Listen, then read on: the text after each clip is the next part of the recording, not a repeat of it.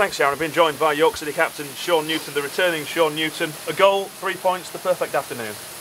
Yeah, it was a tough game, tough place to come. The pitch weren't the best, and I thought first half we were lucky to go in 1-0 down. I thought we'd done okay. We played the conditions and the team well, and they got a goal. But we've shown the character that's in this side. We've come out second half, and we've had the right go. And I think it could have been 4 or 5 in the end if a few of us were a bit more clinical. Yeah, but a perfect away performance display. Let's talk about your goal first of all then. Took a bit of a deflection, but it was the first time shot and it was heading towards the target, so you'll definitely be claiming that one. Oh yeah, it was going on target, and I think it was going in, to be fair. And it took a deflection and made sure it went in, so yeah, it's been taking that all day. And coming back straight away after half-time, how important was it that you got back on level terms pretty quickly? Well, the gaffer spoke about it at half-time. He wanted a reaction out of us. He didn't want us to go missing and go hard, which could have been easily done. And I think we've shown as a team that we're in it till the end, and we had the right go. Got a great start with the goal, and then we kept going. And they're going to have spells at home, and they've got a decent fan base. So we rolled that look at times. I don't think they had any real clear chances. It was long shots or free kicks, and we created some great chances on the break with the pace we've got, and long may it continue. Got to ask you about the penalty as well. Dave Penny didn't know whether he was clipped Connolly or not. What was your opinion of it? Darlington clearly weren't very happy.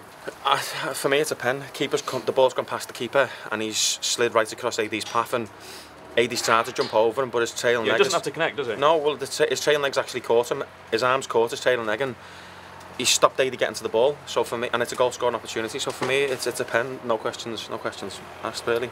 You talked about the chances that were missed. Could have been 3 or 4. You were guilty for one of them. That's something else Dave's spoken to us about. Maybe a little bit too greedy, he suggested. I think he was talking about your chance. When your players you could have played in instead. Yeah, but I think there was a few times I think I was going to be in one-on-one, and Pato didn't square it to me. And it's one of them things. When you're running with the ball at pace, and you don't really see much around you. You just see their defenders, and I didn't see Pato, but I could have played more, to be fair. And in the end, I took a shot and the keeper saved it. But if you score, no one asked them questions. But as I say, James Gray's had a great chance. Pato's gone in one-on-one. The keeper's made a good save. We had great chances, and it's good to see that we're creating so many chances in games. And you had options. You did do a little bit of trying to keep the ball in the corners at the end, but there were other times, in fact, the James Gray chance that hit over the bar, that you could have quite easily kept that in the corner. But there was that drive within the team, that wanting to get that third goal, and that's probably why it was crossed into James Gray, and unfortunately just couldn't keep it down. Yeah, obviously you've got to play the game. Obviously, if it's on to keep it in the corner, keep it in the corner. But if someone's spared in the box on their own, it's got to be crossed, because that could kill a game at 3-1. And it was a great ball in, I think, by Pato, and James was unlucky not to score, to be fair.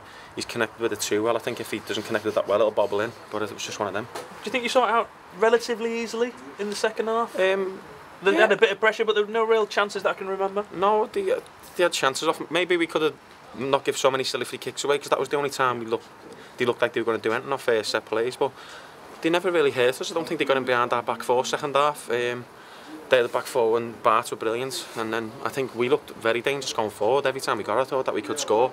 So yeah, I thought we done well, good away performance. How are you feeling?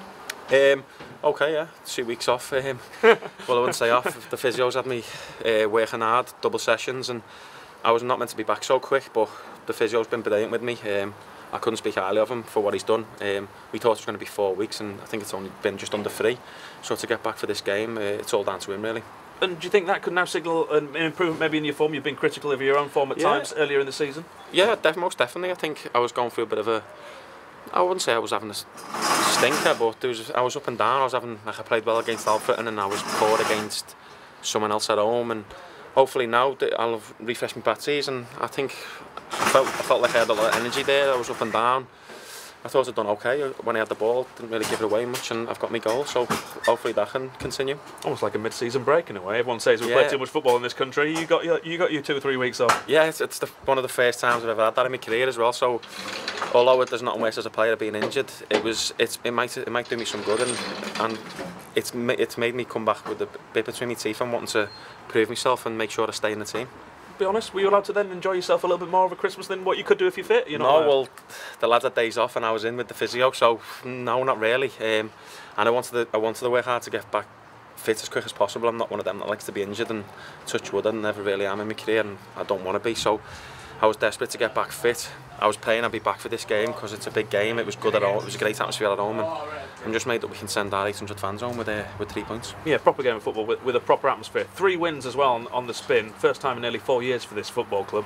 Now you've got the opportunity, Bradford Park Avenue, of course, up next, and Telford, of building on that and getting a really long run of winnable games coming up. This is a great month for us with the games we've got, because we're playing a lot of teams that are in and around the playoffs similar to us. We've got Stockport this month, Bradford Park Avenue, Spennymoor, and we've got 2 of them at home. So it's a great incentive to us to keep this run going and pick up as many wins as we can, and then you never know, Salford are slipping up a little bit, you never know what can happen. If you go and get another 5 or 6 wins, you could be near the top. It's just what this league is, and it's just about us now staying focused, keep building on what we've been doing. The gaffer's been working so hard with us since he's come in, and I think we're starting to see what he wants now. It took probably longer than they thought, but all the lads that know the jobs now, buying into it. Each player knows what they're doing when they come off the pitch, and you can see today the subs come on, and I thought they'd done really well. Danny Rowe come in midfield and me done really well, and as I say, long may it continue. Well, delighted for you. Hope you can keep it going. Paul. Cheers. Thanks for talking to us live here